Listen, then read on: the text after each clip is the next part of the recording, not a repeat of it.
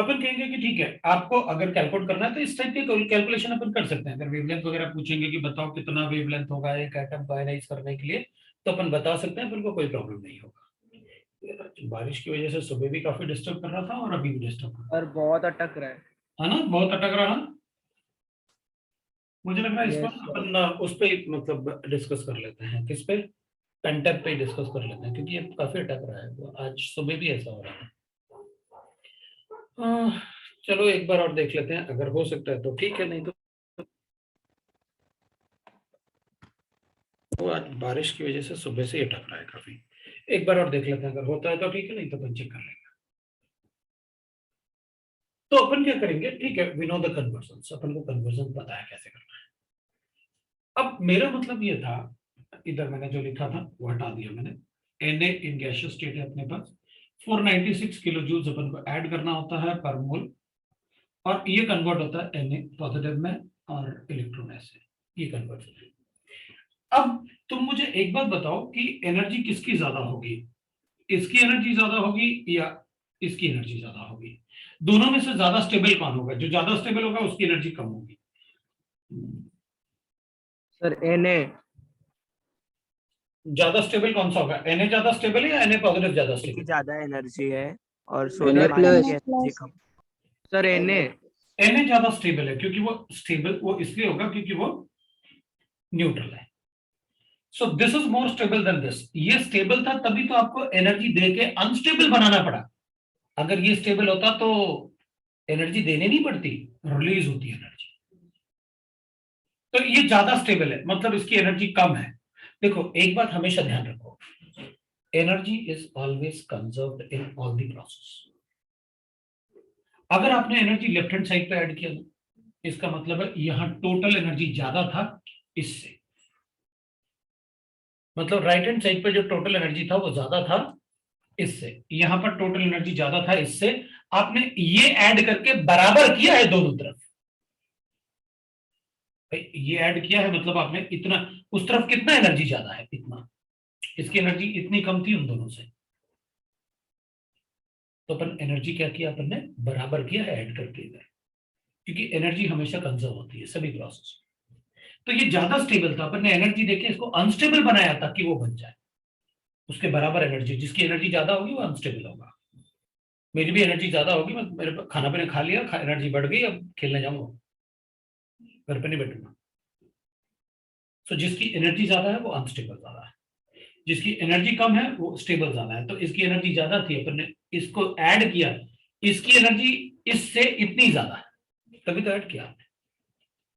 Okay, इसका मतलब ये हुआ कि अगर एनर्जी ऑफ रिएक्ट प्रोडक्ट ज्यादा है एनर्जी ऑफ रिएक्टेंट से, यहां इसकी एनर्जी ज्यादा है ना इससे, सो एनर्जी ऑफ प्रोडक्ट ज्यादा है एनर्जी ऑफ रिएक्टेंट से।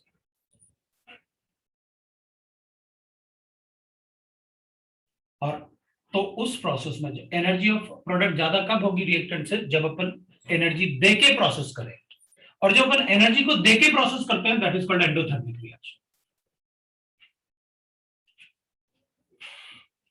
तब तो मैं कहूंगा यहां पर अगर प्रोडक्ट की एनर्जी ज्यादा है रिएक्टेंट से तो वो एंडोथर्मिक रिएक्शन होता है। So for endothermic reaction, a reaction delta H is greater than 0 because energy of the product is greater than energy of the reactant.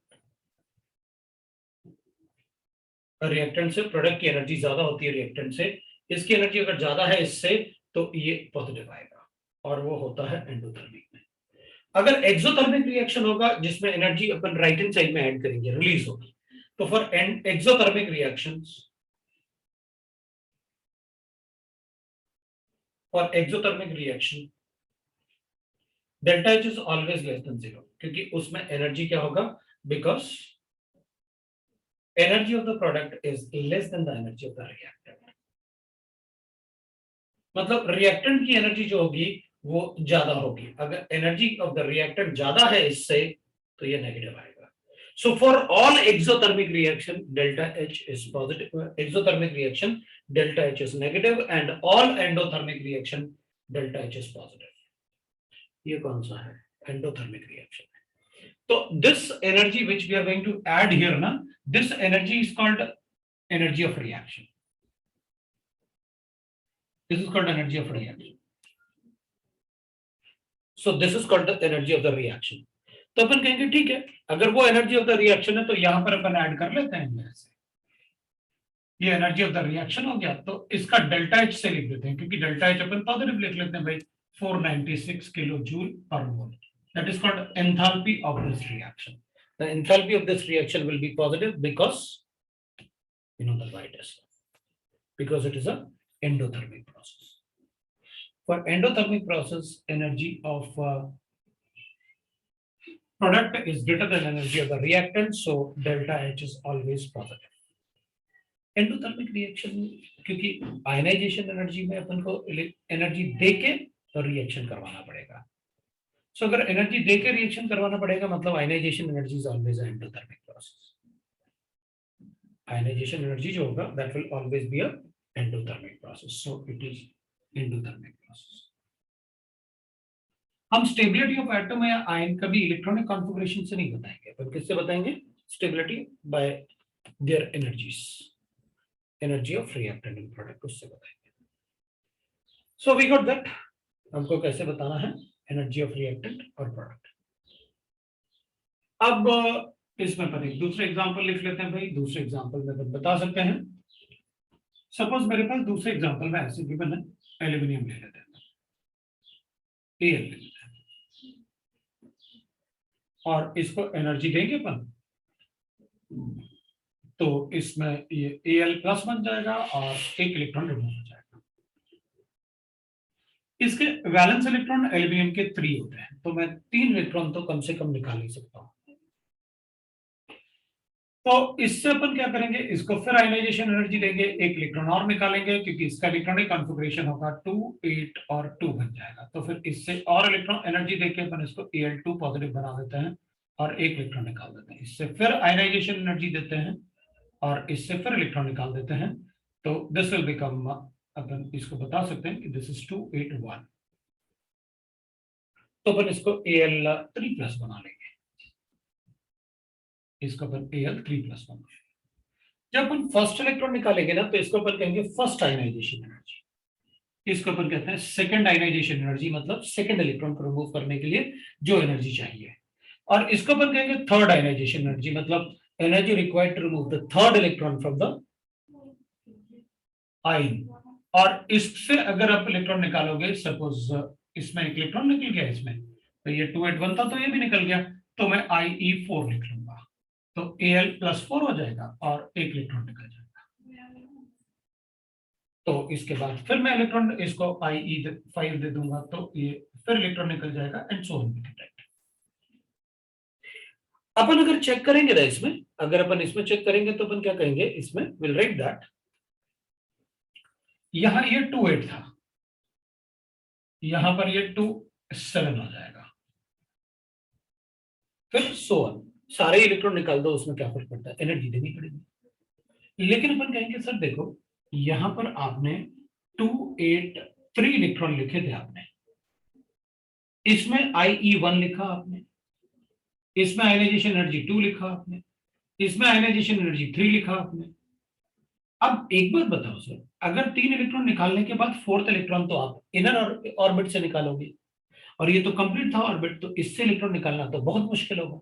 और वैसे भी अगर अपन देखेंगे तो इसमें मैं क्या कहूंगा, इसमें 13 प्रोटॉन 13 इलेक्ट्रॉन को अट्रैक्ट कर रहे हैं, और इसमें अपन कहेंगे 13 प्रोटॉन 12 इलेक्ट्रॉन को अट्रैक्ट कर रहे हैं, तो इसमें तो अट्रैक्शन ज्यादा होगा, क्योंकि अब 13 प्रोटॉन को सिर्फ 12 इलेक्ट्रॉन अट्रैक्ट कर रहे हैं, तो फिर इससे इलेक्ट्रॉन निकालना तो ज्यादा मुश्किल होगा, मतलब इसका वैल्यू ज्यादा होगा इससे, और इसका वैल्यू तो और भी ज्यादा होना चाहिए, क्योंकि इधर तो 13 प्रोटॉन 11 इलेक्ट्रॉन को अट्रैक्ट करने वाले हैं, तो यहां से इलेक्ट्रॉन निकालना तो और भी ज्यादा मुश्किल होगा।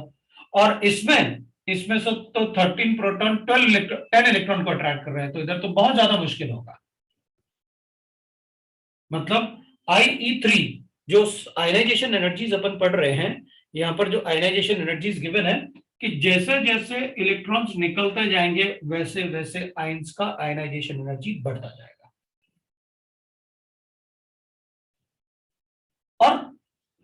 जब अपन को इसके बाद I3 और I4,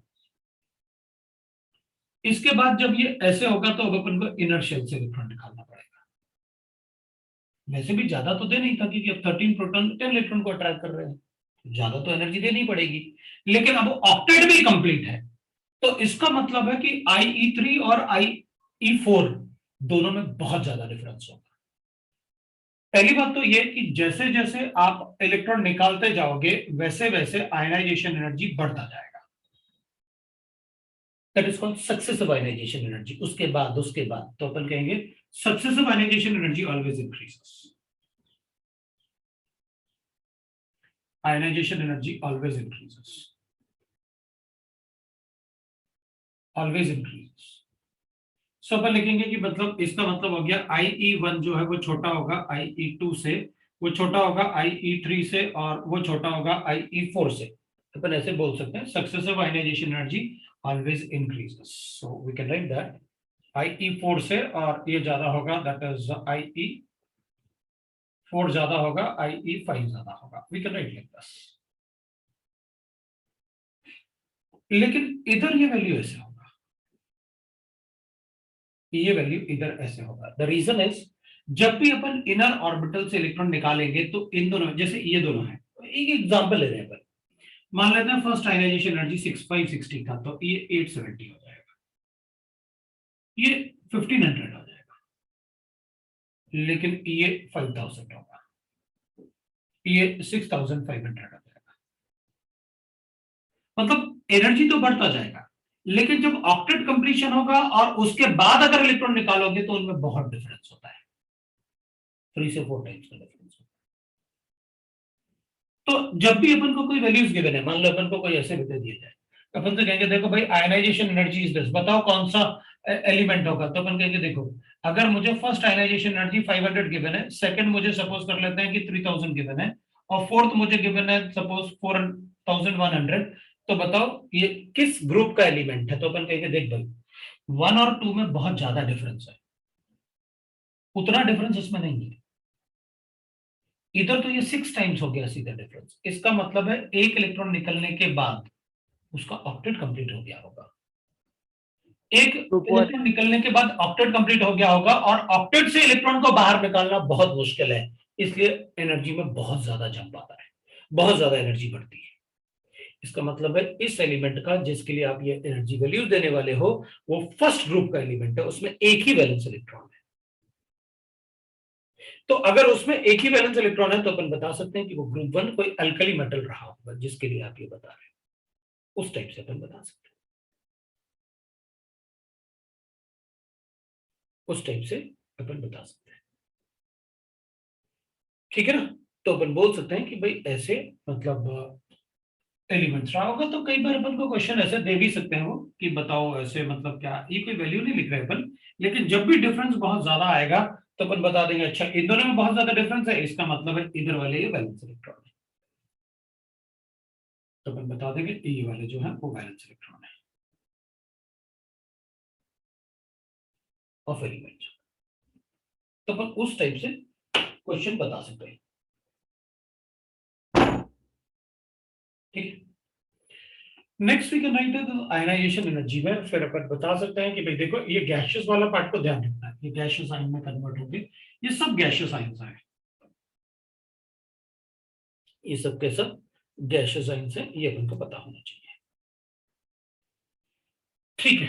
अब अपन ये चेक कर लेते हैं, बाकी इसमें ऐसा कुछ भी नहीं है, बस आयनाइज करना मतलब इलेक्ट्रॉन को निकालना होता है। अब अपन कहेंगे एप्लीकेशंस की बात कर लेते हैं। Application and variation in the periodic table, in periodic table, application and the variation in the periodic table. Periodic table में अगर अपन आयनाइजेशन एनर्जी की बात करेंगे ना, तो लेफ्ट हैंड साइड से राइट हैंड साइड की तरफ आयनाइजेशन एनर्जी बढ़ेगा। Metals have low ionization energy as they have tendency to donate electron, to donate electron. उनकी टेंडेंसी होती है इलेक्ट्रॉन देने की.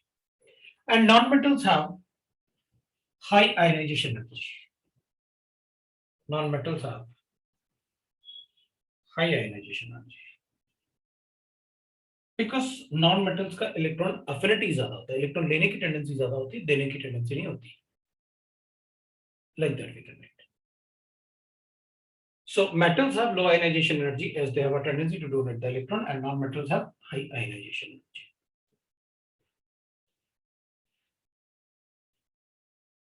So we can write that ionization energy increases from LHS to RHS. From LHS to RHS because Z effective increases. अगर effective nuclear charge बढ़ेगा तो valence electron bonded होगा, nucleus में strongly bonded होगा. LHS to RHS because Z effective increases. अपन ने calculate भी किया था. Z effective increases. Effective nuclear charge बढ़ेगा. इफेक्टिव न्यूक्लियर चार्ज का मतलब न्यूक्लियस में प्रोटॉन अगर ज्यादा इफेक्टिवली अट्रैक्ट करेंगे ना प्रोटॉन को, तो आयनाइजेशन एनर्जी ज्यादा देना. एंड पॉइंट वापस बता सकते हैं, मैं डिस्कनेक्ट हो गई थी. तो पीरियोडिक टेबल में भाई इफेक्टिव न्यूक्लियर चार्ज एलएचएस से आरएचएस की तरफ क्या होगा, इफेक्टिव न्यूक्लियर चार्ज बढ़ेगा. अगर इफेक्टिव न्यूक्लियर चार्ज बढ़ेगा तो ऑब्वियस सी बात है अपन क्या करेंगे भाई, इफेक्टिव न्यूक्लियर चार्ज बढ़ने का मतलब है अगर न्यूक्लियस में Z बढ़ेगा तो वैलेंस शेल में जो इलेक्ट्रॉन्स होंगे वो स्ट्रांगली अट्रैक्टेड होंगे न्यूक्लियस में, तो आयनाइज करना मुश्किल होगा. That is called ionization. तो वही लिखा अपन ने कि increases from LHS to RHS because Z effective increases, the nuclear charge increases. Z effective is the effective nuclear charge in the, that is number of protons, that is Z effective,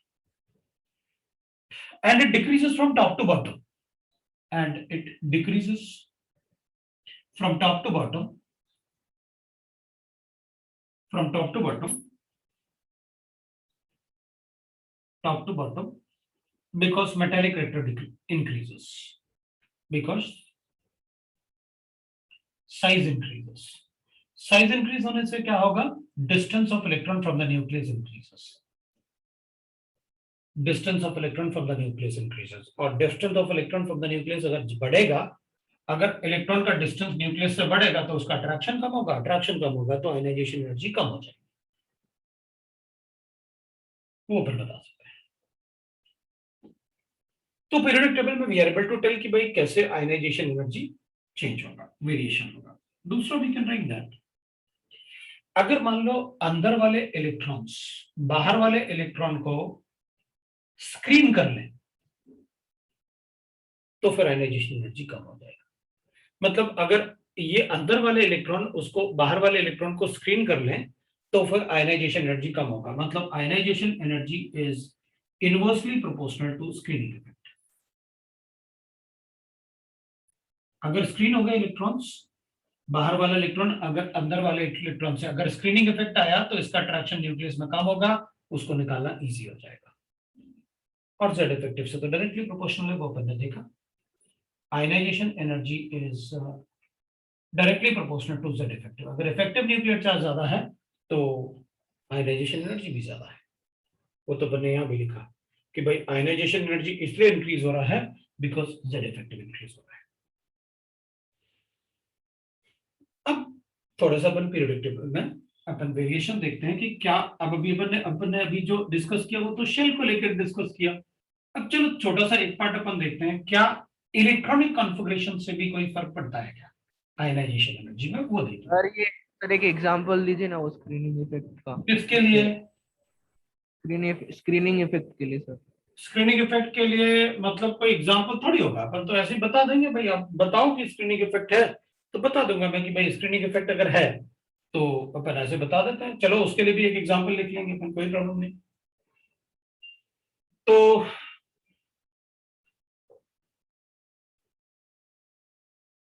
अपन ऐसे check कर लेते हैं. पहले अपन थोड़ा सा एक variation लिख लें, थोड़ा सा ये वाले वेरिएशन, थोड़ा एक बार ये वाला वेरिएशन देख लें और एक बार ये वाला भी देख लेंगे. तो मैं एक इलेक्ट्रॉनिक कॉन्फ़िगरेशन की बात कर रहा हूं. Sir camera sir camera zoom in. Configuration की बात कर रहे हैं अपन, इलेक्ट्रॉनिक कॉन्फ़िगरेशन की बात कर लेते हैं। सो इलेक्ट्रॉनिक कॉन्फ़िगरेशन की अगर अपन बात करेंगे ना, तो अपन को एक बात पता है, फुली फिल्ड ऑर्बिटल अगर होते हैं तो ज्यादा स्टेबल होते हैं हाफ फिल्ड से, और हाफ फिल्ड ज्यादा स्टेबल होते हैं पार्शियली फिल्ड से। Fully filled orbital is more stable than half,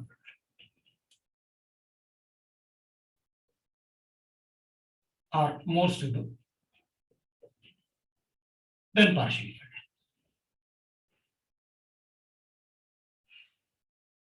Then partially filled. तो अपन एक बार चेक करते हैं, इसमें एग्जांपल्स लेते हैं, उसमें ये एग्जांपल भी ले लेंगे अपन, इफेक्टिव न्यूक्लियर चार्ज वगैरह के एग्जांपल वो भी आ जाएंगे, कुछ एग्जांपल देखते हैं। अपन क्या करते हैं, एक पीरियड में वेरिएशन देख लेते हैं तो जेड इफेक्टिव आ जाएगा। सेकंड पीरियड की बात कर लेते हैं, तो सेकंड पीरियड में आप लिखोगे lithium, beryllium, boron, carbon, nitrogen, oxygen, fluorine और फिर नियॉन। अब नियॉन तो नोबल गैस है और उसमें फुली फिल्ड ऑर्बिटल भी होगा, तो उसका तो एक्सेप्शन अपन ले ही लेंगे। पहले अपन ये देख लेते हैं, इनमें इलेक्ट्रॉनिक कॉन्फ़िगरेशन लिख लें।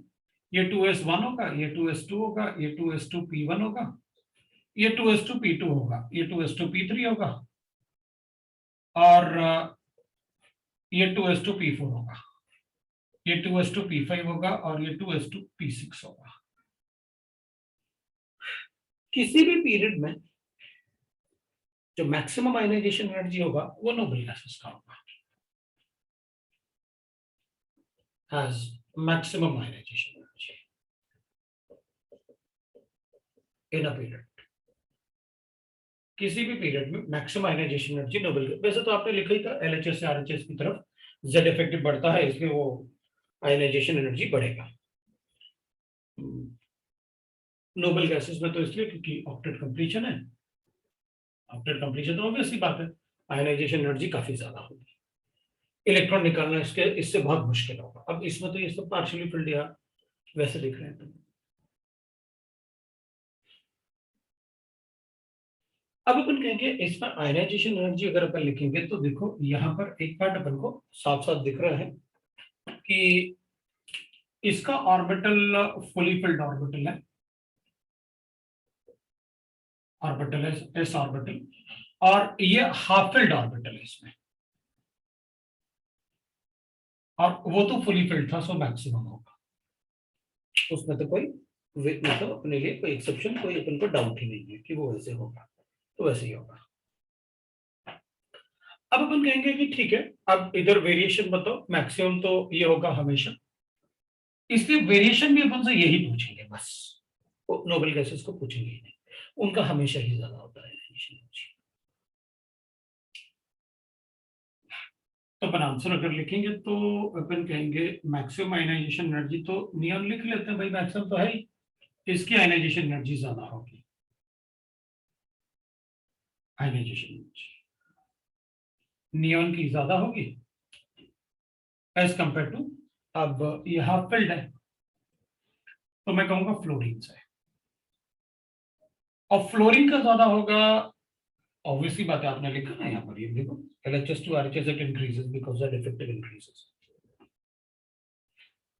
तो अपन कहेंगे भाई ऑब्वियसली बात है, अपने हिसाब से तो ऐसा होना चाहिए, कार्बन, बोरॉन, बेरिलियम और लिथियम, आपने कहा ना कि इंक्रीज होता है LHS to RHS में,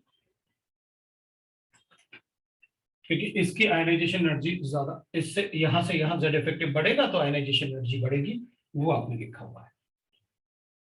अब लेकिन होगा क्या, क्या इसका कोई रोल नहीं होगा, हाफ फिल्ड और पार्शियली फिल्ड का रोल होगा ना, पार्शियली फिल्ड का।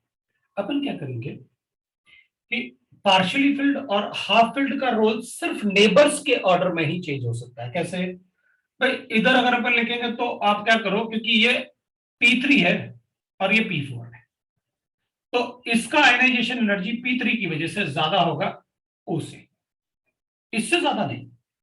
न्यूक्लियर चार्ज भी तो कंसीडर करेंगे, इसलिए जो भी वेरिएशन जो हाफ फिल्ड और पार्शियली फिल्ड की वजह से जो वेरिएशन में चेंज होगा वो सिर्फ नेबर में ही चेंज कर सकते हो आप, ऐसा नहीं होगा कि कहीं भी चेंज कर दो आप, नहीं तो अपन कहेंगे ये तो फुली फिल्ड है, चलो इसका ज्यादा होना चाहिए बाकी सबसे।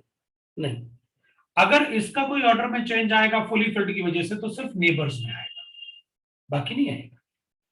अपन कहेंगे अच्छा नेबर में आएगा तो इसका भी करो, तो अपन कहेंगे इससे तो उसका पहले ही ज्यादा था, हमें तो इन नेबर्स में इसको बाद में लाना है, इसका आयनाइजेशन एनर्जी ज्यादा होगा। क्यों? क्योंकि वो P3 है, P3 होने की वजह से ये हाफ फिल्ड है, इसलिए इसका आयनाइजेशन एनर्जी ज्यादा होगा इससे। जबकि अपन को होना क्या चाहिए, इसका आयनाइजेशन एनर्जी फिर इसका ज्यादा होगा, फिर इसका ज्यादा होगा, फिर इसका ज्यादा होगा, फिर इसका ज्यादा होगा, इस सबसे ज्यादा, फिर ये और फिर ये। लेकिन ये हाफ फिल्ड है इसलिए पहले इसको ले आएंगे, तो नाइट्रोजन पहले आ गया, ये अपन को ऐसा करना। तो फिर इधर भी नेबर्स में चेंज होगा, क्योंकि ये दोनों नेबर्स, ये भी नेबर है, तो इन दोनों में भी चेंज करो भाई, तो अपन इसको भी चेंज कर देते हैं बिकॉज दे आर नेबर्स। वो सिर्फ नेबर में चेंज होता है बस। तो अपन कहेंगे ये नेबर में इसका लिथियम का कुछ नहीं होने वाला। हाँ, तो लिथियम का क्यों करेंगे अपन, इसका तो पहले ही ज्यादा है इससे, अब क्या इसका ज्यादा बनाओगे, ये तो पार्शियली फिल्ड है, आप फिल्ड बोल दो या जो भी मर्जी चाहे बोले, ऐसा ना। तो अपन क्या करेंगे, अपन कहेंगे ऑर्डर तो वही रहेगा, लेकिन क्या करेंगे अपन नियोन को पहले लिखेंगे फिर फ्लोरीन को लिखेंगे। अब इन दोनों में अपन कहेंगे since nitrogen is half filled इसलिए उसका ज्यादा होगा। तो ऑक्सीजन और कार्बन में, तो अपन कहेंगे ऑक्सीजन और कार्बन में अगर अपन चेक करेंगे ऑब्वियसली बात है ऑक्सीजन का जेड इफेक्टिव ज्यादा होगा, तो उसका ज्यादा होगा। अब ये फिर नेबर हो गए फुली फिल्ड और पार्शियली फिल्ड, तो फिर अपन इसका ज्यादा बताना पड़ेगा, फिर बोरन बताएंगे, फिर अपन लिथियम बताएंगे, ये ऑर्डर आएगा।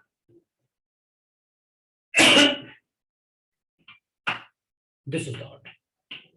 तो अगर कभी चेंज होगा भी ना किसी एक पीरियड में अपन को दिया, ऐसे आप देख के अपन को पता चल जाएगा कि आप एक ही पीरियड की बात कर रहे हो, देखने से पता लग जाएगा अपन को।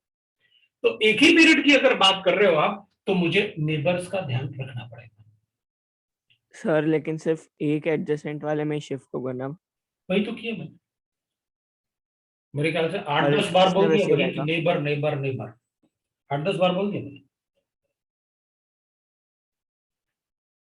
सिर्फ उसी में चेंज होगा, राइट। अब अपन क्या करेंगे, अब ये तो एक एग्जांपल ले लिया अपन ने, अब ऐसे भी हो सकता है।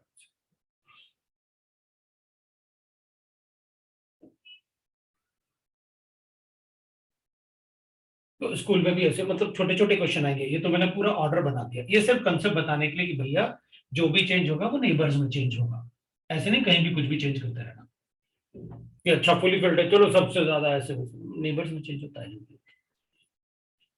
Why? First ionization energy of potassium is less than calcium, but second ionization energy of potassium is greater than calcium। ये अपन को पूछा जाता है ऐसे, मतलब क्वेश्चन जो अगर स्कूल में आएंगे तो इस टाइप से, या अपन से which is the correct order, इस टाइप से अपन से पूछ लेंगे। तो अपन कहेंगे ठीक है आंसर बता देता है, अपन कहेंगे देख भाई, फर्स्ट आयनाइजेशन के बाद पोटेशियम स्टेबल अपन कहेंगे देखो ये जो है ना ये 4s1 है और ये 4s2, ऑब्वियसली बात है। और ये जो है ये 4s0 हो गया था, मतलब 3p6 4s0, और ये 3p6 4s1, ये इलेक्ट्रॉनिक कॉन्फ़िगरेशन है। तो यहां पर ये फुली फिल्ड है, यहां फिल्ड है, इससे इलेक्ट्रॉन निकालना मुश्किल है इसके कंपैरिजन में, लेकिन जब अपन ने एक इलेक्ट्रॉन निकाल दिया तो ये 0 हो जाएगा और ये 1 हो जाएगा। अब कंपेयर करते हैं, तो अब अपन कहेंगे ये हाफ फिल्ड है लेकिन ये फुली फिल्ड है, इससे निकालना मुश्किल होगा, ऑब्वियसली बात, इलेक्ट्रॉनिक कॉन्फ़िगरेशन से बताऊं।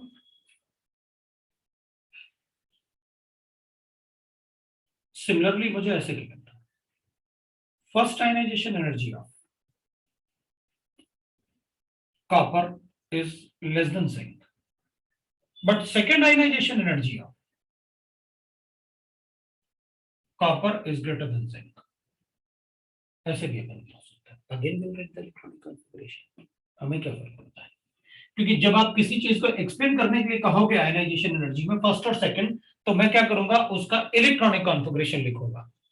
तो मैं क्या करूंगा, मैं कहूंगा देखो भाई इसके लिए होगा 3d10 4s1 और ये था 3d10 4s2। ऑब्वियसली बात है इससे इलेक्ट्रॉन निकालना मुश्किल है इसके कंपैरिजन में। और जब अपन एक इलेक्ट्रॉन निकाल देंगे इससे, तो सेकंड आयनाइजेशन एनर्जी के लिए तो एक इलेक्ट्रॉन निकालने के बाद दूसरा निकालोगे ना, तो आप लिखोगे 3d10 4s0 और ये होगा 3d10 4s1। अब बताओ किससे इलेक्ट्रॉन निकालना इजी है? तो ये तो फुली फिल्ड है और वो हाफ फिल्ड है, उससे इलेक्ट्रॉन निकालना ज्यादा इजी होगा इसके कंपैरिजन में। इधर ये फुली फिल्ड था और ये हाफ फिल्ड था, तो इससे इलेक्ट्रॉन निकालना मुश्किल है इससे। इस टाइप के क्वेश्चन अपन से आते हैं, ठीक है। तो अब अपन इस टाइप से क्वेश्चंस बता सकते हैं कि भाई कैसे अपन कहेंगे कि किसका आयनाइजेशन एनर्जी ज्यादा होगा, राइट। तो किससे आयनाइजेशन एनर्जी कैलकुलेट करना, कैसे अपन बताएंगे किसका ज्यादा होगा, किससे अपन को बता सकते हैं। फिर अपन एक ऐसे भी लिख सकते हैं, ठीक है। तो सी एग्जांपल ले लेते हैं। Ionization energy of aluminium is less than ionization energy of gallium.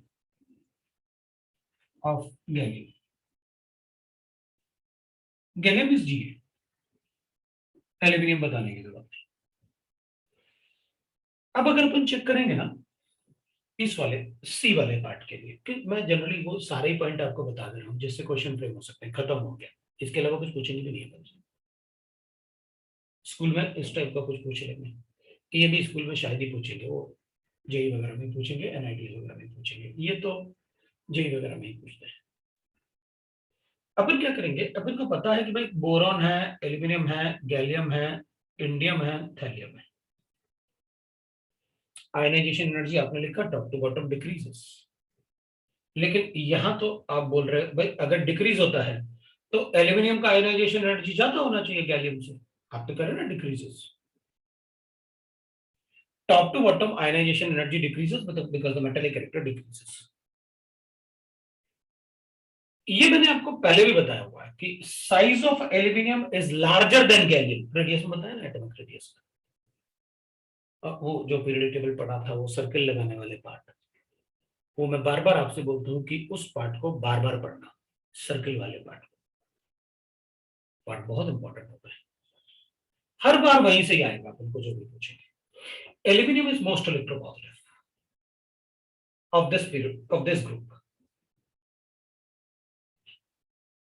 Electropositive of this group का मतलब है ऑफ ग्रुप। इलेक्ट्रोपॉजिटिव का सीधा मतलब होता है मेटालिक कैरेक्टर। अगर कोई ज्यादा इलेक्ट्रोपॉजिटिव है ना अपने ग्रुप में, मतलब वो सबसे ज्यादा मेटालिक कैरेक्टर है। तो अपन कहेंगे मेटालिक कैरेक्टर तो टॉप टू बॉटम बढ़ता है सर। मतलब एल्यूमिनियम अगर इस ग्रुप का मोस्ट इलेक्ट्रोपॉजिटिव एलिमेंट है, मतलब सबसे ज्यादा मेटालिक कैरेक्टर इस ग्रुप में इसी का पास है, तो उसकी आयनाइजेशन एनर्जी कम होनी चाहिए, है ना। नहीं लेकिन अब आप एक्सप्लेन करो, ये तो आपने पहले रेडियस में भी बताया, ये तो आपने पहले और भी बताया, आप कुछ और भी बताओ इसमें, तो देखते हैं अपन कैसे। देख अपन एल्यूमिनियम का इलेक्ट्रॉनिक कॉन्फ़िगरेशन अगर लिखेंगे तो क्या होगा, 13 होता है, 1s2 2s2 p6 3s2 3s2, ये 3p2 और 3s2 p1, ये होगा। अगर अपन इलेक्ट्रॉनिक कॉन्फ़िगरेशन गैलियम का लिखेंगे तो कोई बात नहीं, gallium is 31, 1s2 2s2 p6 3s2 p6 3d10 4s2 p1, ये होगा आपके पास। अब होगा क्या, अपन को इससे इलेक्ट्रॉन रिमूव करने, इससे इलेक्ट्रॉन को रिमूव करना है और इससे इलेक्ट्रॉन को रिमूव करना है।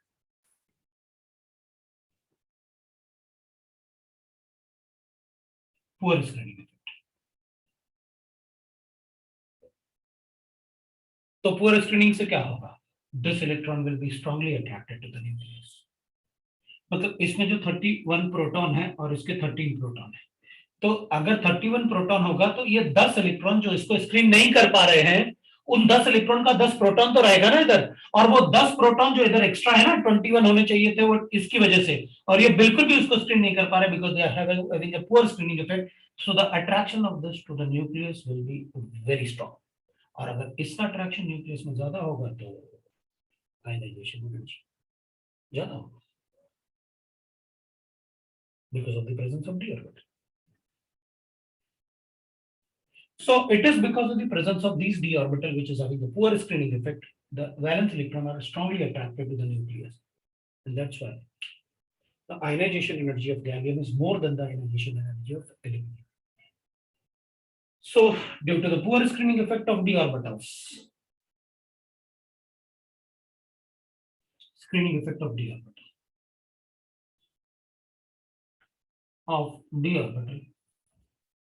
the electrons, the valence electron are strongly attracted to the nucleus.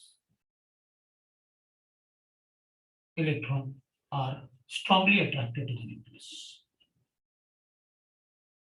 Strongly attracted to the nucleus.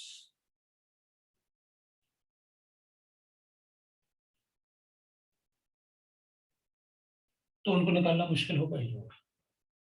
They are strongly attracted to the nucleus. That is ionization energy basically.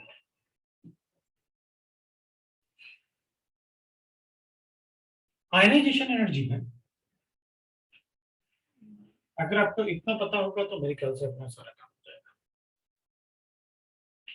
मैंने आपको exception questions किस सही type से पूछेंगे, बाकी अब ऐसे अगर कहीं लिखा हुआ है कोई वर्ड एक्सप्लेन दिस, तो अपन इलेक्ट्रॉनिक कॉन्फ़िगरेशन लिख के और देख लेंगे कि यार एक्सप्लेनेशन क्यों होना चाहिए वो वैसे, जैसे मैंने सर तो सी वाले पार्ट में तीनों रीजंस भी ट्रू है ना?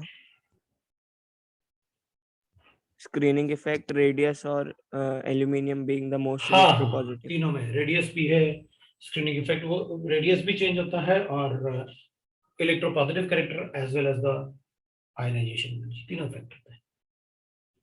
और कुछ पूछना है तो बोलो।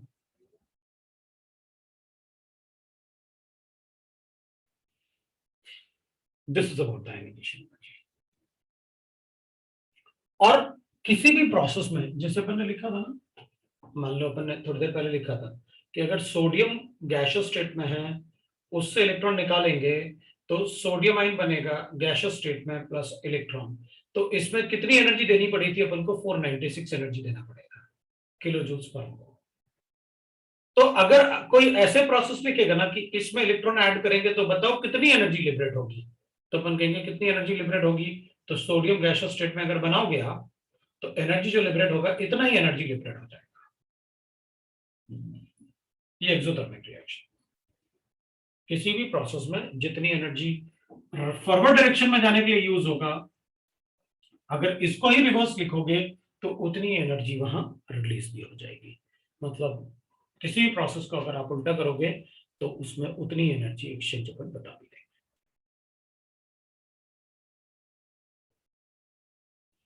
अब थोड़ा बहुत न्यूमेरिकल्स भी हो सकते हैं छोटे छोटे। अब भाई कुछ तो बनाओगे ना, सिर्फ इलेक्ट्रॉनिक कॉन्फ़िगरेशन थोड़ी पूछेंगे तुमसे, कुछ तो दिमाग लगाने के लिए बोलेंगे तुमसे कुछ।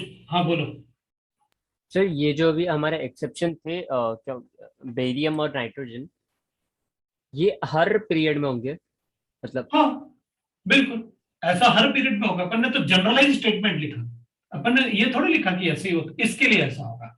अपन ने तो जनरलाइज स्टेटमेंट लिखा कि भाई ऐसा होगा अगर हाफ फिल्ड और फुली फिल्ड है तो सभी में होगा। जैसे अपन को ऐसे गिवन होगा फास्फोरस और सल्फर में बताओ किसकी आयनाइजेशन एनर्जी ज्यादा है, तो अपन कहेंगे ये P3 होता है, ये P4 होता है, इसकी आयनाइजेशन एनर्जी ज्यादा होगी इससे, जबकि LHS से RHF बढ़ता है, मतलब इसकी ज्यादा होनी चाहिए थी इससे, लेकिन ये हाफ फिल्ड है और वो पार्शियली फिल्ड है, इसकी आयनाइजेशन एनर्जी ज्यादा है।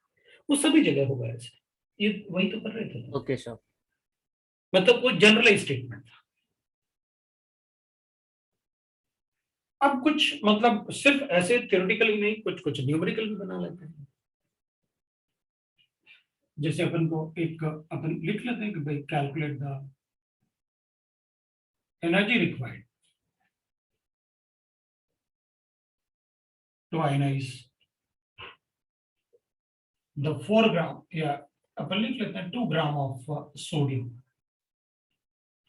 in gaseous state if the ionization energy, the delta H of ionization of sodium is, so ionization energy of sodium is in gaseous state is 496 kilojoule per mole. तो ठीक है ना, अपन को पता तो है 1 मोल के लिए कितना होगा, तो 2 ग्राम का मतलब है, तो 2 ग्राम मतलब कितने मोल्स होंगे, तो अपन यूनिटरी मेथड को यूज करके कैलकुलेट कर देंगे, कोई बात नहीं, कैलकुलेट कर लेंगे। मैं आपने यहाँ पर दे ही रखा है आयनाइजेशन एनर्जी, तो मैं आंसर में ऐसे लिख लूंगा। सो 1 mole of sodium required, how many, that is 496 kilojoules of energy पर मोल ऑफ एनर्जी। तो 1 मोल के लिए इतनी एनर्जी चाहिए, तो बताओ 2/23 is number of moles, no? Moles of sodium require how much? 496 divided by 1 multiplied by 2/23।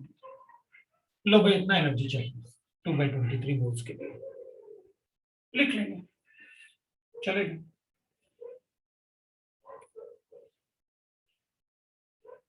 फिर अपन से ऐसे भी पूछ सकते हैं,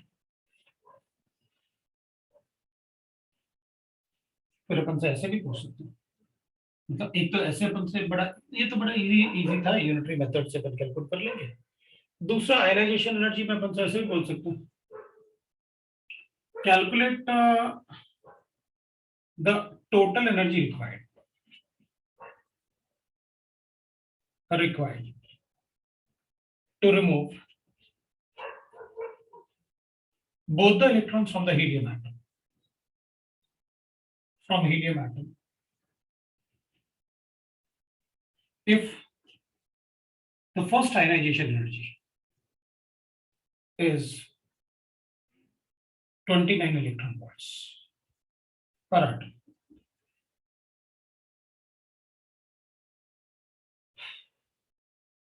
अब मैं इसको पर एटम पूछ रहा हूं, मैं इसको किलो कैलोरीज में भी पूछ सकता हूं, मैं इसको किलो जूल में भी पूछ सकता हूं पर मोल लेके। बट अभी अपन कहेंगे कि चलो हीलियम से अगर दोनों इलेक्ट्रॉन को निकालना है तो कितनी एनर्जी देनी पड़ेगी टोटल, तो अपन कहेंगे ठीक है ये भी आयनाइजेशन एनर्जी हो गया। तो अपन कहेंगे देखो मेरे पास हीलियम ऐसे होगा, इसमें 2 प्रोटॉन है, हीलियम एटम, इसके 2 इलेक्ट्रॉन होंगे, एक इलेक्ट्रॉन ये है, एक इलेक्ट्रॉन ये है। इस इलेक्ट्रॉन को निकालने के लिए 29 इलेक्ट्रॉन वोल्ट एनर्जी देना होता है। तो उसके निकलने के बाद अब 2 प्रोटॉन एक इलेक्ट्रॉन को अट्रैक्ट करेंगे और ये बन जाएगा हीलियम आयन। इस इलेक्ट्रॉन को निकालने के लिए कितनी एनर्जी देनी पड़ेगी, इसको बाहर निकालने के लिए कितनी एनर्जी देनी पड़ेगी, तो अपन कहेंगे अब जो इलेक्ट्रॉन एनर्जी देनी पड़ेगी वो भी 54.4 इलेक्ट्रॉन वोल्ट। वो कैसे, तो अपन कहेंगे this is 1 electron species, this is 1 electron ion, both theory use करूंगा। E is equal to minus 13.6 into z square by n square, electron volt use करूंगा। तो कितना एनर्जी देना पड़ेगा इलेक्ट्रॉन को रिमूव करने के लिए, इसकी एनर्जी जितना एनर्जी से अट्रैक्टेड होता है उतनी देनी पड़ेगी। तो ये energy of the first shell जो होता है 1 इलेक्ट्रॉन स्पीशीज में वो ये होता है, so 2 square upon 1 square that is equal to minus 54.4 electron volt. Helium में फर्स्ट शेल का जो एनर्जी होता है ना हीलियम आयन में, वो 54.4 इलेक्ट्रॉन वोल्ट होता है। मतलब इसकी एनर्जी, जिस एनर्जी से ये अट्रैक्टेड है वो कितनी एनर्जी होगी, 54.4 इलेक्ट्रॉन वोल्ट, तो उतनी एनर्जी दे देते हैं, तो सेकंड इलेक्ट्रॉन भी निकल गया। अब इसमें अपन को पता था फर्स्ट आयनाइजेशन एनर्जी दे दो, दूसरा इलेक्ट्रॉन तो मैंने खुद ही कैलकुलेट कर लूंगा क्योंकि मुझे बोर थ्योरी आती है 1 इलेक्ट्रॉन स्पीशीज के लिए। तो दोनों इलेक्ट्रॉन को निकालने के लिए कितनी एनर्जी चाहिए, ऐड कर दो, बता, दोनों को ऐड करते हैं, बता देते हैं कितनी एनर्जी चाहिए, हो गया। So the total ionization energy of total energy required to remove both the electron. To remove both electrons from helium atom. ठीक है, ऐड कर देता हूं 29 प्लस 54.4, ये लो, हो गया 83.4 इलेक्ट्रॉन वोल्ट। ये तो 83.4 इलेक्ट्रॉन वोल्ट पर एटम आया, पर एटम। अब आप बोलो अगर आपको किलो जूल में चाहिए या किलो कैलोरीज में चाहिए पर मोल, तो मैं कैलकुलेट करके बता देता हूँ, बिकॉज 1 इलेक्ट्रॉन वोल्ट मुझे पता है, तो इससे कितना आएगा मैं कैलकुलेट करके बता सकता हूँ। तो इस टाइप के आयनाइजेशन एनर्जी में अपन से क्वेश्चंस भी वो न्यूमेरिकल बना सकते हैं। तो इसका मतलब ये नहीं सर ने हमें बताया ही नहीं, ऐसा नहीं, बताने की क्या जरूरत है, मोल कॉन्सेप्ट बताया था, आप बना के तो देखो कि पूछ क्या रहे हैं, थोड़ा सा बनाओगे तो आ जाएगा, कोई प्रॉब्लम नहीं। सर फर्स्ट वाले से सेकंड वाला मतलब ज्यादा पूछ सकते हैं, फर्स्ट वाला तो इजी था, नहीं, second मैं वाला ये नहीं कह रहा, मैं तो मेरे लिए सब कुछ भाई आपको बताना है मुझे, तो कि भाई ऐसे होता है ना। कंसेप्ट को अपने हिसाब से कुछ भी बना सकते हैं, अपन को पता है कि क्या क्या पूछ रहे हो आप, वो कंसेप्ट अपन को थोड़ा आना चाहिए, क्योंकि इस टाइप ये ज्यादा अच्छा क्वेश्चन लग रहा है, लेकिन वैसे भी उसको भी पूछ सकते हैं अपन, उसमें क्या है, दोनों ही पूछ सकते हैं। अब आयनाइजेशन एनर्जी ये तो हो गया कि अगर इलेक्ट्रॉन निकालना है तो क्या होगा, ठीक है। तो जैसे सर हाँ बोलो। माइनस नहीं यूज करेंगे, -54.4 माइनस साइन। भाई माइनस साइन तो अपन तब यूज करेंगे जब अट्रैक्शन होता है, यहां तो बाहर निकालना है तो एनर्जी देनी पड़ेगी, इट इज एंडोथर्मिक प्रोसेस। अब एंडोथर्मिक प्रोसेस में नेगेटिव साइन थोड़ी लगाएंगे,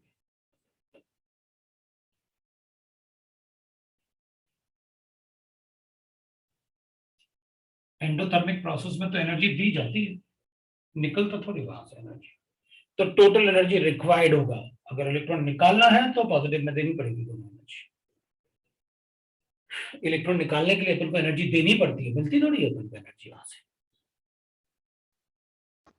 सर हीलियम तो नोबल गैस है, तो इसका फर्स्ट आयनाइजेशन एनर्जी ज्यादा होनी चाहिए ना सेकंड आयोनाइजेशन एनर्जी से, तो मतलब 29 कम नहीं है? क्यों, वो मैंने तो 29 मतलब ज्यादा ले लिया, एग्जैक्ट तो इसका हीलियम का 25 होता है। इलेक्ट्रॉन सॉरी ईवी पर एटम है, सर उसको मतलब किलो जूल्स में एक्चुअली कन्वर्ट करें। पहला जो इलेक्ट्रॉन हमें निकालना होगा उसमें ज्यादा एनर्जी यूज होनी चाहिए ना? उस हाँ तो टाइम तो दिए ना, फुलफिल ज्यादा होगा एनर्जी ना। आ तो रही है 54.4 और ये 29। नो सर, पहले वाले इलेक्ट्रॉन को ज्यादा एनर्जी होनी चाहिए ना। नहीं, पहले वाले निकालने के बाद नेट न्यूक्लियर चार्ज बढ़ेगा तो सेकंड वाले को ज्यादा लगेगी ना। पहले इधर दो बोल के रखा प्रोटॉन, इधर दो प्रोटॉन एक इलेक्ट्रॉन को अट्रैक्ट कर रहे हैं, इधर दो प्रोटॉन दो इलेक्ट्रॉन को अट्रैक्ट कर रहे हैं, बताओ किसको एनर्जी ज्यादा चाहिए होगी। सर दो दूसरे को। दो प्रोटॉन एक इलेक्ट्रॉन का। बिल्कुल, तो समझ में आ गया अपन, तो सेकंड वाला ही ज्यादा होगा। Successive ionization energy is always increases, right ना। Yes sir. ठीक है,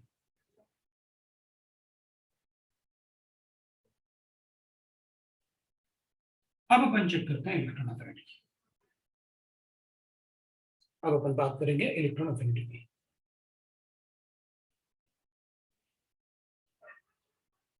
ठीक है, तो ये इस टाइप से अपन को न्यूमेरिकल पूछ सकते हैं, न्यूमेरिकल पूछेंगे तो बता देंगे, कोई प्रॉब्लम नहीं।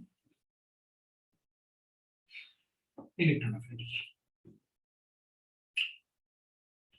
अब अपन इलेक्ट्रॉन अफिनिटी में अपन कहते हैं जैसे इलेक्ट्रॉन देते, मतलब इलेक्ट्रॉन निकालते हैं तो एनर्जी हमेशा क्या होता है, देना होता है। अब इधर इलेक्ट्रॉन अफिनिटी में अपन को इलेक्ट्रॉन ऐड करना है एटम में, पहले अपन क्या कर रहे थे, न्यूट्रल एटम से इलेक्ट्रॉन निकाल रहे थे, अब अपन इलेक्ट्रॉन ऐड करने वाले हैं न्यूट्रल एटम में, तो अपन अब इलेक्ट्रॉन ऐड करेंगे।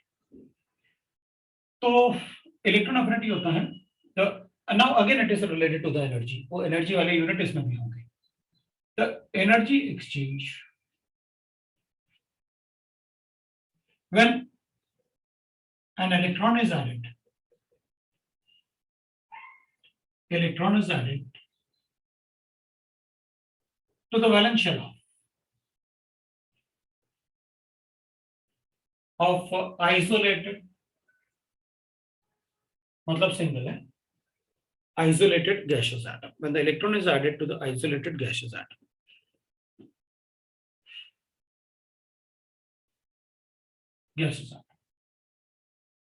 this is called electron affinity. इसको अपन कहते हैं इलेक्ट्रॉन अफिनिटी. तो इस केस में अपन इलेक्ट्रॉन ऐड करेंगे और आपने इलेक्ट्रॉन एक्सचेंज किया, एनर्जी रिक्वायर्ड नहीं, मतलब ये एंडोथर्मिक नहीं होता होगा, some time may be possible endothermic भी हो जाए. वैसे आयनाइजेशन एनर्जी सबसे ज्यादा, मैक्सिमम आयनाइजेशन एनर्जी ना, ionization energy is of helium. Helium का आयनाइजेशन एनर्जी सबसे ज्यादा होता है, बाकी सब एटम का उससे कम ही होता है. थोड़ी देर पहले अपन ने देखा भी था, बाकी सब एटम का उससे कम ही होता है. And minimum ionization energy in the periodic table ना सीजियम का होता है. हीलियम को लिखने की जरूरत नहीं है, आपको पता है ये सीजियम होगा. मतलब कभी कभी अपन से पूछ सकते हैं ना कि मैक्सिमम आयनाइजेशन एनर्जी बताओ किसकी होती है, तो हीलियम की, और मिनिमम सीजियम की. इसलिए अपन ने लिख लिया इलेक्ट्रॉन अफिनिटी. अब उसको पढ़ ही रहे हैं, इसको लिख देना भाई, कहीं मार्जिन से ऊपर लिख दो, कोई काम नहीं, ताकि अपन को पता रहेगा मैक्सिमम मिनिमम किसका करना होता है. अब अपन इलेक्ट्रॉन ऐड करने की बात कर रहे हैं यहां पर. इसमें भी एग्जांपल लेते हैं. अब जैसे मान लो अपन के पास गिवन है कि भाई Cl है, गैसेस एटम में है, और एक इलेक्ट्रॉन इसमें ऐड करता है और Cl नेगेटिव बन जाता है, Cl माइनस बन जाता है. अब अगर वो Cl माइनस बनता है तो इट इज एक्सोथर्मिक फिनोमेना, और इसमें एनर्जी लिबरेट होता है 350 किलो जूल पर मोल. तो अपन कहेंगे ठीक है, इसका enthalpy of electron gain enthalpy भी लिख सकते हैं अपन, इसको इलेक्ट्रॉन गेन एंथैल्पी बोलते हैं. तो एनर्जी ना एक्सोथर्मिक प्रोसेस है, इसमें Eg ऐसे लिख देते हैं अपन. Eg मतलब इलेक्ट्रॉन गेन एंथैल्पी. वो इलेक्ट्रॉन गेन एंथैल्पी मतलब वो enthalpy that is energy liberated because of that, electron gain करने से. तो ये एक्सोथर्मिक फिनोमेना है. तो अभी अपन ने लिखा था कि for exothermic reaction delta H is always negative, तो मुझे यही पार्ट नेगेटिव में लेना पड़ेगा, किलो जूल पर मोल. इसको कहते हैं अपन हीट ऑफ रिएक्शन, मतलब एनर्जी ऑफ रिएक्शन या हीट ऑफ रिएक्शन. उसको कहते हैं अपन एंथैल्पी ऑफ रिएक्शन. दोनों में डिफरेंस नहीं होता, बस साइन का डिफरेंस होता है. डेल्टा H अगर एंडोथर्मिक है तो हमेशा पॉजिटिव होगा वो वैल्यू, और एक्सोथर्मिक होगा तो नेगेटिव होगा वो वैल्यू. रहेगा हीट ऑफ रिएक्शन के बराबर, मैग्नीट्यूड उतना ही रहेगा. 350 है तो 350 रहेगा.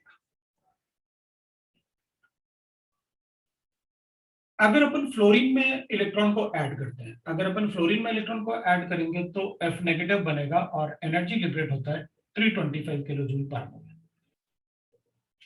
तो अपन लिखेंगे डेल्टा इलेक्ट्रॉन गेन एंथैल्पी जो होता है that is equal to minus 325 kilo joule per mole. थोड़ा सा एनर्जी अपन लिख रहे हैं ताकि ये वैल्यूज अपन को याद रखने की जरूरत नहीं है, लेकिन जितना बताऊंगा उतना तो याद रखो, जितना मैं लिख रहा हूं उतना थोड़ा याद रखो. आप सारे नहीं लिखने, क्योंकि अपन सारे याद कर भी नहीं सकते. सभी का आयनाइजेशन एनर्जी बताओ, कैसे बताएंगे? वन इलेक्ट्रॉन स्पीसीज है तो कैलकुलेट कर लेंगे बोर्ड थ्योरी से, बाकी कैसे कैलकुलेट करोगे? हाँ, इसमें वैल्यूज लिखने का मतलब यह है कि अपन से कोई पूछेगा बताओ दोनों में से ज्यादा एक्सोथर्मिक कौन? क्लोरीन. अगर ये ज्यादा एक्सोथर्मिक है, इसका मतलब है इस प्रोसेस में ज्यादा एनर्जी रिलीज हुई, इसका मतलब है ये प्रोसेस ज्यादा इजीली हो जाएगा इसके कंपैरिजन में. मतलब इलेक्ट्रॉन लेने की टेंडेंसी क्लोरीन की ज्यादा है फ्लोरीन से, अगर आप ऐसे वैल्यू लिख रहे हो तो. अगर ये सर रिपीट करोगे? अगर ये वैल्यूज करेक्ट हैं तो इसका मतलब है क्लोरीन की एनर्जी कम है फ्लोरीन से, मतलब क्लोरीन की स्टेबिलिटी ज्यादा है फ्लोराइड नेगेटिव से, Cl नेगेटिव की स्टेबिलिटी ज्यादा है F नेगेटिव से. मतलब इसकी स्टेबिलिटी ज्यादा है तो रिएक्शन की इस तरफ आने की टेंडेंसी ज्यादा होगी इसके कंपैरिजन में. ये वैल्यू ज्यादा है ना, क्योंकि मतलब this reaction is more favoured than this reaction. इसमें इलेक्ट्रॉन ऐड करना ज्यादा इजी है इसके कंपैरिजन में, क्योंकि इस रिएक्शन में प्रोडक्ट ज्यादा स्टेबल बन रहा है, इसकी एनर्जी कम होगी इससे। तो अपन कहेंगे यहां पर ज्यादा एनर्जी लिबरेट हो रहा ना, क्योंकि यहां पर energy, this is more exothermic reaction. भाई अगर अपन से कोई कैलोरीफिक वैल्यू पूछता है, बताओ पेट्रोल को जलाएंगे तो ज्यादा एनर्जी अपन को रिलीज होगी, या केरोसिन को जलाएंगे तो ज्यादा एनर्जी रिलीज होगी? पेट्रोल को। व्हाट इज, उसकी कैलोरीफिक वैल्यू ज्यादा है, वो ज्यादा प्रोड्यूस करता है एनर्जी, मतलब वो जल्दी बर्न करता है, वो अनस्टेबल होता है इसलिए वो जल्दी बर्न करता है, मतलब उसका प्रोसेस ज्यादा एक्सोथर्मिक, ऑब्वियस सी बात है, वही करता है। तो हमें उससे ज्यादा कुछ नहीं पता, हमें तो ये पता है कि भाई जिसमें एनर्जी ज्यादा रिलीज हुआ वो ज्यादा एक्सोथर्मिक, वो प्रोसेस जल्दी हो जाएगा। More the exothermic more fast the reaction can take place. इसकी स्टेबिलिटी, उतना ज्यादा स्टेबल प्रोडक्ट बनेगा जितना ज्यादा एनर्जी रिलीज होगी। मतलब इलेक्ट्रॉन, अगर मुझे ऐसे एनर्जीज गिवन है तो मुझे बाकी कुछ देने की जरूरत नहीं है आपको, आप वैल्यूज दे दो, मैं बता दूंगा कौन सा रिएक्शन जल्दी हो जाएगा, ये ज्यादा एक्सोथर्मिक है, ये जल्दी हो जाएगा इसके कंपैरिजन। और ऐसे वैल्यूज देके बताओगे तो हमें फर्क नहीं पड़ता, आप ए बी सी डी लिखो, ऐसे लिखो कि भाई ए है गैसियस स्टेट में, एक इलेक्ट्रॉन ऐड किया, इसमें ए नेगेटिव बन गया गैसियस स्टेट में, एनर्जी रिलीज हुई 5 किलो जूल, और बी है गैसियस स्टेट में और एक इलेक्ट्रॉन इसमें ऐड किया, बी नेगेटिव बना और गैसियस स्टेट है, इसमें एनर्जी रिलीज हुआ 9 किलो जूल्स। बताओ दोनों में से किसकी इलेक्ट्रॉन एफिनिटी ज्यादा है? बी की, उसमें ज्यादा एनर्जी रिलीज हो रही है। Yes sir. इसलिए इसकी इलेक्ट्रॉन एफिनिटी ज्यादा है, खत्म बात, वही बता रहा हूँ बार बार, समझ में आ गया? अब अगर और बताऊंगा तो तुम लोग कहोगे अब बार बार मत बताओ, हम लोगों को समझ में आता है, ठीक है ना? तो अपन थर्ड पॉइंट की बात करते हैं। यहाँ पर अपन ये बता दिया अपन ने कि देखो भाई अगर वैल्यूज गिवन है तो अपन बता सकते हैं कि किसकी इलेक्ट्रॉन एफिनिटी ज्यादा होगी। Chlorine has more electron affinity than fluorine. अब मान लो अपने पास गिवन है, एक अपन और एग्जांपल लेते हैं, फिर उसके बाद अपन जो एप्लीकेशन और पॉइंट्स लिखते हैं वो लिखेंगे। अपने पास ऑक्सीजन गिवन है गैसियस स्टेट में, इनको पता है ये 28, इधर अपन लिखते तो 287 था, एक इलेक्ट्रॉन ऐड कर दिया, ये 2827 है, एक इलेक्ट्रॉन ऐड करके 28 बना दिया। लेकिन इसका इलेक्ट्रॉनिक कॉन्फ़िगरेशन 26 होता है, इसमें 2 इलेक्ट्रॉन ऐड कर सकता हूं, तो इसमें इलेक्ट्रॉन ऐड करूंगा ना तो आई विल गेट माइनस, और it is exothermic process, 140 kilo joules energy release हुआ, इतनी एनर्जी रिलीज हुई, एनर्जी इट्स एक्सोथर्मिक प्रोसेस। अब अपन को पता है कि भाई देखो ऑक्सीजन में तो 2 इलेक्ट्रॉन ऐड कर सकता हूं, क्योंकि ऑक्सीजन का इलेक्ट्रॉनिक कॉन्फ़िगरेशन ये था, जबकि ये अभी 27 हुआ है, मैं इसमें एक और इलेक्ट्रॉन ऐड कर सकता हूं, ठीक है करो। तो ऑक्सीजन नेगेटिव, ये अपन इसमें एक और इलेक्ट्रॉन अगर ऐड करेंगे तो अपन लिखेंगे ऑक्सीजन -2 बनेगा, it is in gaseous state. ये 27 था, ये 28 बन गया। इसमें मुझे एनर्जी देना पड़ा ये प्रोसेस करने के लिए, सो इधर मैंने एनर्जी दिया ये प्रोसेस करने के लिए, एनर्जी दिया तो मैं इधर लिख लेता हूं, ऐसे लिख देता हूं 740 किलो जूल्स एनर्जी दिया मैंने इसमें। डेल्टा एच, इसलिए अपन डेल्टा एच लिखते हैं क्योंकि डेल्टा एच में अपन को प्रॉब्लम नहीं होता, ये -140 है और इसका ये फर्स्ट स्टेप का, सेकंड स्टेप में दिस इज +740 है किलो जूल पर मिनट, ये एनर्जी है एक्सचेंज। फिर वो अरे सेकंड वाला second वापस बताएंगे। वापस के बताना, उसमें तो इलेक्ट्रॉन ऐड किया बस हो गया, ये लो इसमें एनर्जी दिया था मैंने, इसमें सर इलेक्ट्रॉन वो प्लस कैसे हो गया? प्लस कैसे हो गया? प्लस ही तो है, इलेक्ट्रॉन दिया अपन ने, +740 एनर्जी भी देना पड़ा किलो जूल्स पर दैट और एनर्जी एनर्जी रिलीज होना का ये तुम कैसे डिसाइड कर सकते हो कि एनर्जी रिलीज होगा? हम तो प्रोसेस लिख रहे हैं जो होता है, और मैं जो वैल्यूज जो डाटा यूज कर रहा हूं वही डाटा होता है। अब ये 349.5 होता है, मैंने 350 लिखा, चलो ठीक है उतना तो चलेगा, ये 325 ही होता है, वही यूज किया मैंने। इसलिए मैंने कहा था जो डाटा मैं यूज करूंगा वो डाटा आपको पता होना चाहिए, क्योंकि सर के डाटा यूज करने का मतलब है कि इस डाटा से क्वेश्चन जरूर पूछेंगे तुमसे, हम थोड़ी डिसाइड करेंगे, वो तो डाटा होता ही है। अपन तो ये कहेंगे कि सर ये बताओ, ये 2.7 था और ये 2.8 बन रहा है, ये तो स्टेबल बन रहा है, तो इसका तो ऑक्टेट कंप्लीट हो रहा है, फिर भी आप बता रहे हो कि एंडोथर्मिक है, इसमें एनर्जी देनी पड़ेगी, बिल्कुल देनी पड़ेगी। अच्छा बताओ, अगर दो नेगेटिव चार्ज हैं तो क्या तुम दोनों नेगेटिव चार्ज को पास ला सकते हो? No sir. एनर्जी देनी नो पड़ेगी। सर। नहीं ना। हाँ, तो आप कैसे बोल सकते हो कि मैं एक नेगेटिव चार्ज में दूसरे नेगेटिव चार्ज को मर्ज कर दूं? ये तो न्यूट्रल था, चार्ज नहीं था इसमें। हाँ सर समझा। ये नेगेटिव चार्ज था, अपन ने नेगेटिव चार्ज में नेगेटिव चार्ज को ऐड करना चाहते हो तो it will be endothermic process, highly endothermic process.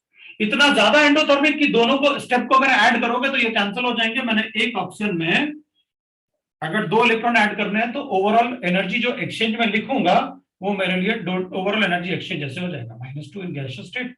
इधर अपन क्या करेंगे, 140 माइनस कर लो तो +600, मतलब एनर्जी यूज होगी -600 किलो जूल पर। मतलब जो delta H of the reaction आएगा अपने पास वो +600 किलो जूल्स आएगा।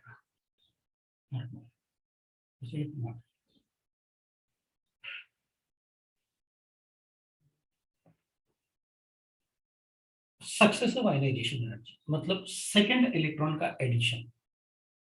अगर किसी भी एटम में सेकंड इलेक्ट्रॉन का एडिशन करोगे तो वो हमेशा बहुत ज्यादा एंडोथर्मिक होगा। इतना एंडोथर्मिक होगा कि ओवरऑल जो पहले आपने एक्सोथर्मिक था ना उसको भी डोमिनेट करके उससे ज्यादा एनर्जी यूज करनी पड़ेगी कि ओवरऑल प्रोसेस क्या हो जाएगा, एंडोथर्मिक हो जाएगा। मतलब second ionization, only first ionization energy can be negative exothermic, लेकिन सेकंड और थर्ड या फोर्थ वो तो हमेशा ही एंडोथर्मिक होगा, वो हमेशा ही एनर्जी देनी पड़ेगी क्योंकि नेगेटिव चार्ज को नेगेटिव चार्ज में कैसे ऐड करेंगे। इसलिए सेकंड थर्ड फोर्थ सब एंडोथर्मिक होंगे और इतना ज्यादा एंडोथर्मिक होंगे कि फर्स्ट वाले को डोमिनेट करेंगे। मतलब अगर मैं ऐसे लिख रहा हूं,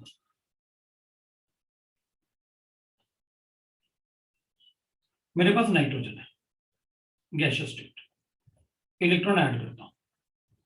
मैंने एग्जांपल गलत ले लिया वैसे है, ये एग्जांपल नहीं लेना था मुझे। गैसियस स्टेट, अब इसमें इलेक्ट्रॉन ऐड करोगे तो n-2 आ जाएगा और फिर n-2 में फिर इलेक्ट्रॉन ऐड करोगे, अब तो 2 नेगेटिव चार्ज का रिपल्शन झेलना पड़ेगा इस इलेक्ट्रॉन को बेचारे को। ये लो, तो इसके लिए डेल्टा H1 होगा, इसके लिए डेल्टा H2 होगा, इसके लिए डेल्टा H3 होगा। और अपन क्या बोलेंगे, delta H3 is very large as compared to delta H2 is larger than delta H1। ऐसे हो जाएगा। मैं इनसे हटाता हूँ, थोड़ा दूर लिखता हूँ। ये तो बहुत ज्यादा एंडोथर्मिक होगा, ये भी एंडोथर्मिक होगा। अब प्रॉब्लम पता क्या आता है, मैं ये बता रहा हूं आपको क्योंकि डाटा मैं अभी तो आपको बताऊंगा, फिर वेरिएशन लिखूंगा तो आपको पीरियोडिक टेबल की बात करेगा। सोडियम में पहला वाला भी एंडोथर्मिक होता है, ऑक्सीजन में कम से कम पहला वाला एक्सोथर्मिक था। आपने एनर्जी अगर राइट हैंड साइड पे ऐड किया ना, इसका मतलब एक्सोथर्मिक है। मतलब आप ये बता रहे हो मुझे कि नाइट्रोजन में पहला इलेक्ट्रॉन एडिशन ही एंडोथर्मिक है, उसको भी जबरदस्ती ऐड करना पड़ेगा। क्यों भाई, हाफ फिल्ड था ना, हाफ फिल्ड था तो इलेक्ट्रॉन देना थोड़ा मुश्किल था उसमें। ठीक है, आपने बताया लेकिन मुझे कि नाइट्रोजन एंडोथर्मिक होता है, इसलिए मैं मान लेता हूं। बाकी अभी आपने कोई इलेक्ट्रॉनिक कॉन्फ़िगरेशन पढ़ाया नहीं है मुझे, आपने सिर्फ इतना बताया है कि सेकंड मतलब सक्सेसिव सेकंड थर्ड आयनाइजेशन जो इलेक्ट्रॉन एफिनिटीज है ना वो सब के सब एंडोथर्मिक होते हैं। ये आपका सेंटेंस है अब तक, ठीक है। और अब इनको पता है डेल्टा H3 जो होगा वो बड़ा होगा डेल्टा H2 से, वो बड़ा होगा डेल्टा H1 से। इधर सभी एंडोथर्मिक है, ये तो कोई प्रॉब्लम नहीं, ठीक है। अब अपन क्या करेंगे, एक बात को हमेशा ध्यान रखो, whenever electron affinity is asked, always assume that energy exchanged due to addition 1 electron. मतलब जब भी अपन से इलेक्ट्रॉन एफिनिटी पूछेंगे ना, या इलेक्ट्रॉन एफिनिटी लिखा हुआ है, तो एक इलेक्ट्रॉन के एडिशन से क्या एनर्जी चेंज आता है वो पूछ रहा है अपन से, दूसरे का नहीं पूछ रहा है, ओवरऑल नहीं पूछ रहा है वो अपन से। अपन से कहेगा बताओ ऑक्सीजन की इलेक्ट्रॉन एफिनिटी एक्सोथर्मिक है या एंडोथर्मिक है, तो फिर कहेंगे एक्सोथर्मिक है, क्योंकि आपने मुझे साफ साफ बताया, लिख के बताया कि अगर इलेक्ट्रॉन एफिनिटी किसी ने पूछा या वो वर्ड लिखा होगा तो अपन को हमेशा समझना है कि वो एक इलेक्ट्रॉन के एडिशन से क्या प्रोसेस होगा वो बताना है मुझे। इलेक्ट्रॉन एफिनिटी वो होगा। इलेक्ट्रॉन एफिनिटी ये नहीं होगा कि अगर ऑक्सीजन है तो दोनों इलेक्ट्रॉन एडिशन से बताओ क्या होगा, नहीं नहीं, एक इलेक्ट्रॉन के एडिशन से जो एनर्जी एक्सचेंज होगा उसी को अपन इलेक्ट्रॉन एफिनिटी बोलते हैं। तो फिर ये सक्सेसिव इलेक्ट्रॉन एफिनिटीज है। भाई आयनाइजेशन एनर्जी का मतलब एक इलेक्ट्रॉन को रिमूव करने के लिए कितनी एनर्जी चाहिए, आयनाइजेशन। तो जब भी इलेक्ट्रॉन एफिनिटी वर्ड यूज होगा तो इसका मतलब है कि एक इलेक्ट्रॉन के एडिशन की बात कर रहा है, बस। Addition of second third electron is always an endothermic process.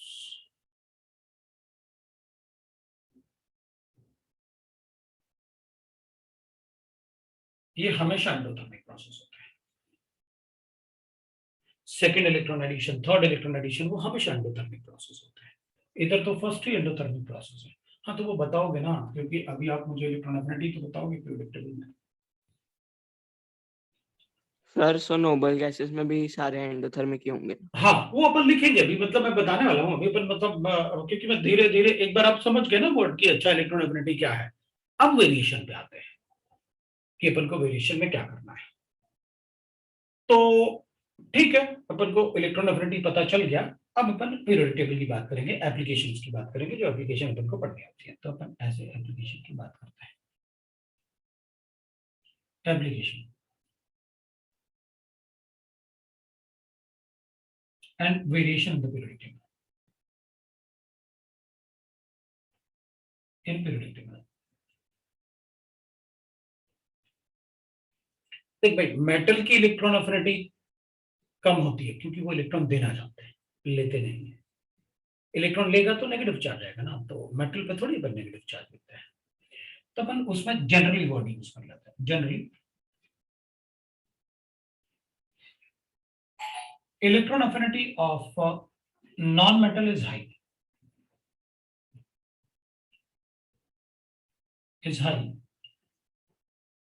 and metal is low. Metal की electron affinity and non-metal is high and metal is low because metal तो इलेक्ट्रॉन देना जानते हैं, वो लेना थोड़ी जानते हैं। इलेक्ट्रॉन एफिनिटी नॉन मेटल की होती है, मेटल होता है तो इलेक्ट्रॉन देता है, वो इलेक्ट्रॉन देता नहीं, इसलिए उसकी इलेक्ट्रॉन एफिनिटी कम होती है। बस in periodic table electron affinity increases from LHS to RHS, from LHS to RHS, and decreases from top to bottom, from top to bottom.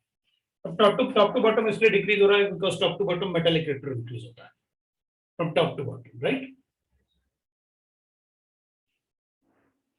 ऐसे बता,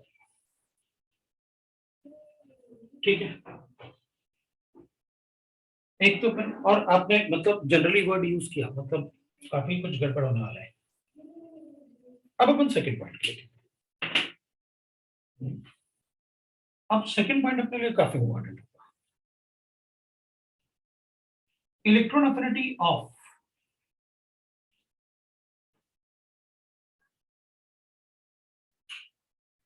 ठीक है, अपन इलेक्ट्रॉन एफिनिटी लिख लेते हैं directly. Electron affinity of elements is exothermic, मतलब elements have electron affinity, सभी elements के लिए electron affinity of element is exothermic, मतलब इजीली इलेक्ट्रॉन लेते हैं और एक्सोथर्मिक होता है, like that, accept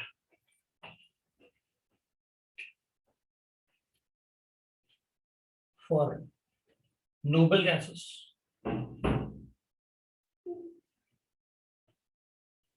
alkaline earth metals. आपको पता है अल्कलाइन अर्थ मेटल मतलब beryllium, magnesium, calcium, strontium, barium की बात कर रहे हो। Alkaline earth metals, alkali metal नहीं, अल्कलाइन अर्थ मेटल्स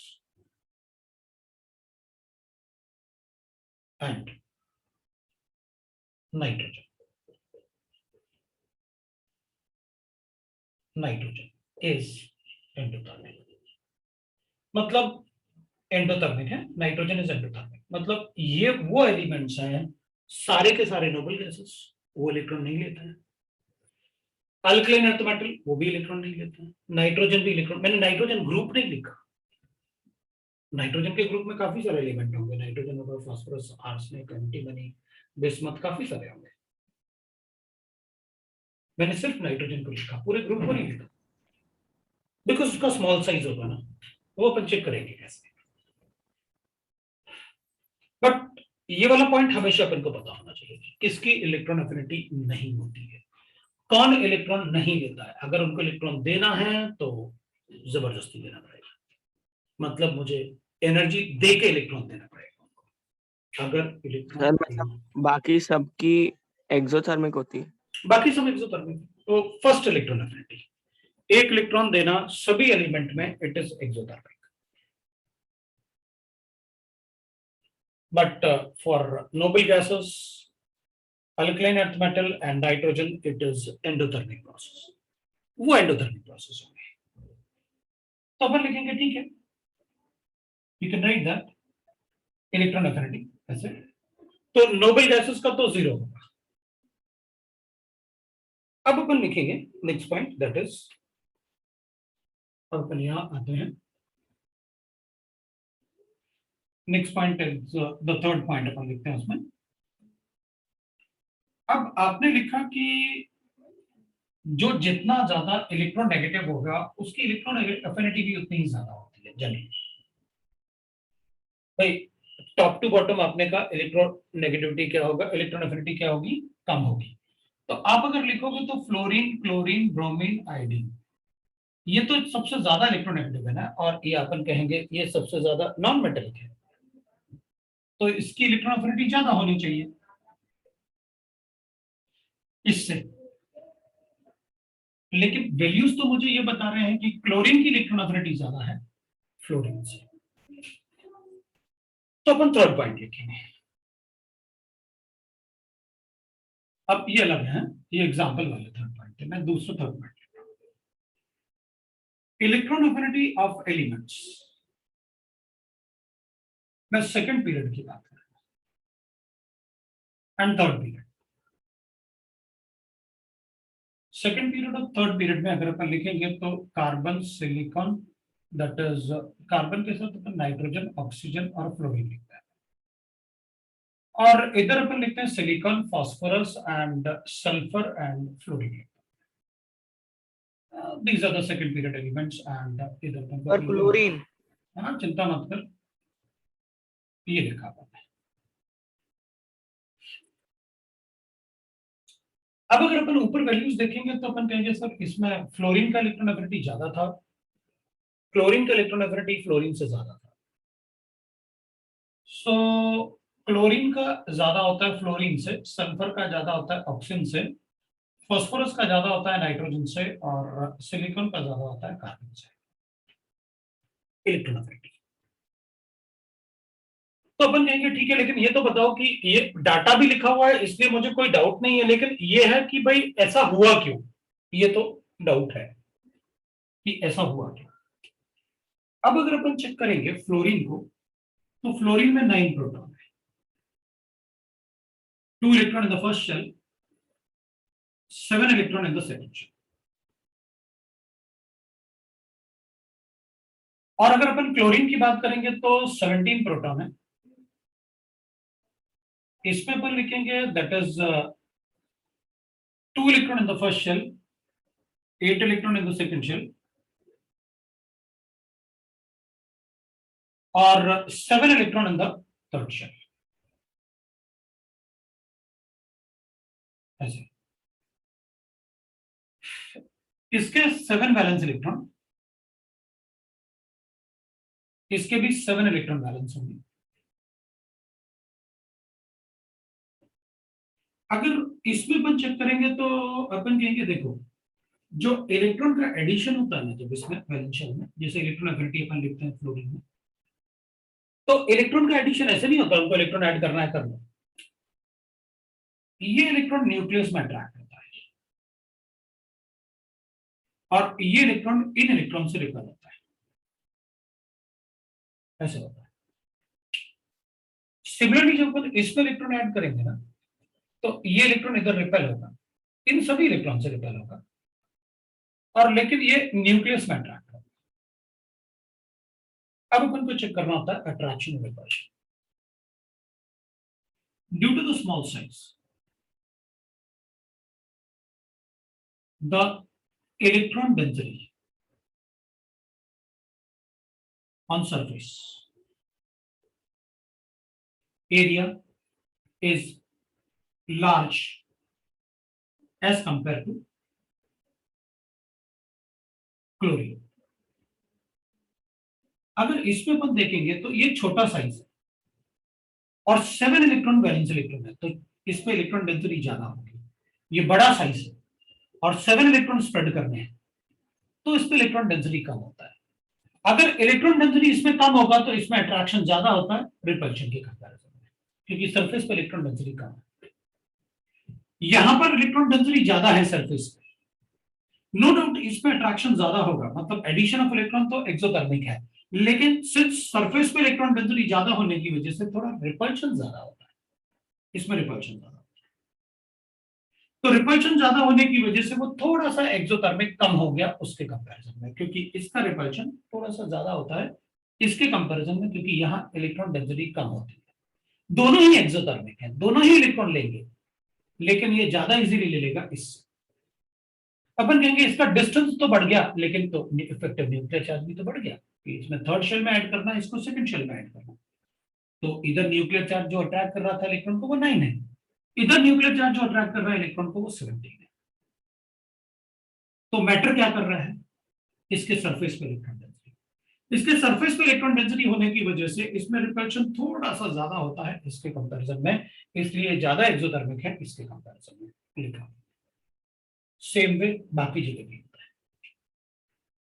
अब अगर ब्रोमीन की बात करेंगे तो अपन कहेंगे इसके नीचे ब्रोमीन भी तो होता है, लेकिन ब्रोमीन का साइज बढ़ गया, तो जो वेरिएशन आते हैं वो सेकंड और थर्ड पीरियड में ही आते हैं।